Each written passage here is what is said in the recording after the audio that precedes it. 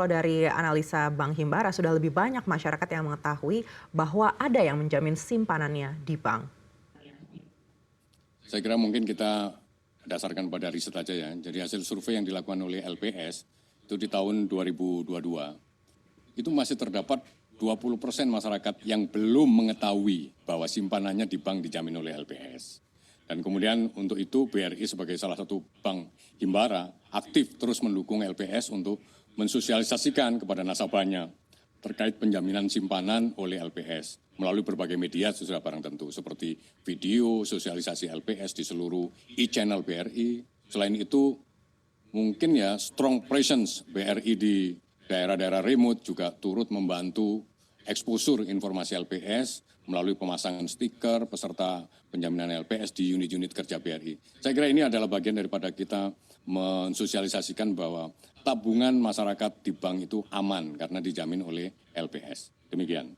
Baik, dengan adanya program penjaminan dari LPS, apakah menurut Anda hal ini membuat masyarakat menjadi lebih tenang dan semakin percaya untuk menyimpan uang di perbankan? Meskipun kalau kita lihat di luar negeri, sejumlah bank gagal di era kenaikan suku bunga ini.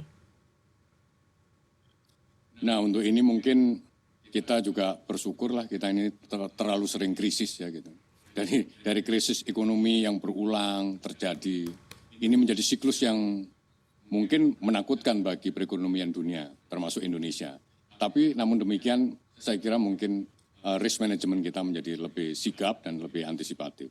Ke depan, peran dari masing-masing pemangku kebijakan terkait, termasuk lembaga penjaminan simpanan LPS, akan sangat menentukan arah pengembangan dan penguatan sektor keuangan. Dan LPS pun telah menjalankan fungsi dalam memberikan penjaminan dana masyarakat di perbankan. Di sisi lain, saya tegaskan sekali lagi, risk management perbankan itu semakin memadai. Terutama di situ adalah sudah adanya kejelasan tentang protokol pengamanan krisis. Apabila terjadi krisis likuiditas terutama, itu maka protokol krisisnya seperti apa.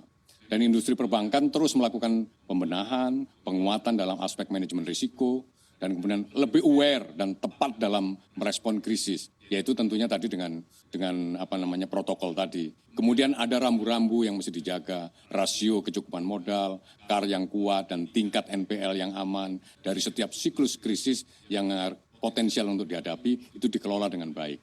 Dengan kondisi tersebut saya kira nasabah akan merasa lebih aman dan percaya ketika menyimpan uangnya di bank. Itu yang paling penting. Baik, Pak Sunarso, bagaimana ekspektasi pertumbuhan simpanan di perbankan RI hingga akhir tahun ini dan di tahun 2024 mendatang yang merupakan tahun politik dan ada potensi konsumsi masyarakat meningkat? Saya kira kita bisa berharap ya pada beberapa hal. Pertama adalah peluang untuk ekspansi fiskal di kuartal 4 ini terutama ya, untuk meningkatkan likuiditas perekonomian yang pada akhirnya dapat berdampak positif pada likuiditas perbankan. Dan kita mesti tahu bahwa realisasi APBN di kuartal 3 ini 22,5%.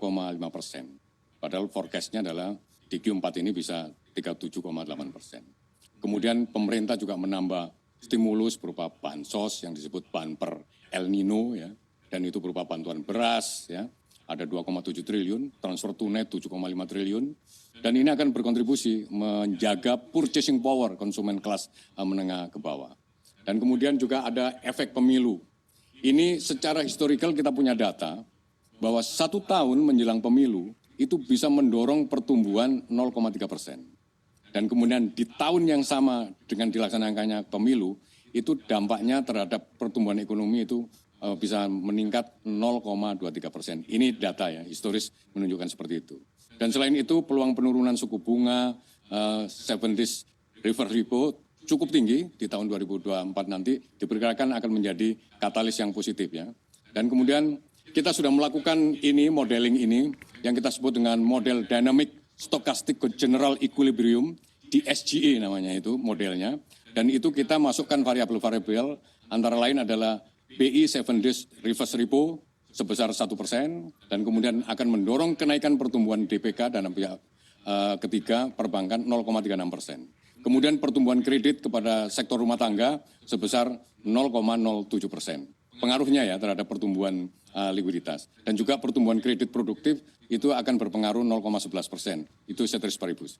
Nah, dengan berbagai dinamika makroekonomi, pertumbuhan dana pihak ketiga perbankan di tahun 2024 diperkirakan akan tumbuh 6,16% sampai 7,03%. Dan ini meningkat dibandingkan di 2023 ini yang kita proyeksikan nanti hanya berkisar antara 5,17 sampai 6,05%. Saya kira ini yang paling penting, kita sudah bikin model, kira-kira dari model ini dengan memasukkan variabel BI 7 days reverse repo, kemudian juga pertumbuhan kredit kepada sektor konsumsi rumah tangga, dan juga kemudian kita lihat dari pertumbuhan kredit sendiri, maka dampaknya terhadap pertumbuhan likuiditas perbankan akan lebih baik gitu. Jadi memang likuiditas perbankan, likuiditas ekonomi mengetat di tahun 2023 ini, sehingga kita hanya proyeksikan bahwa total sampai akhir tahun 2023 maksimal likuiditas perbankan hanya tumbuh 6,05%.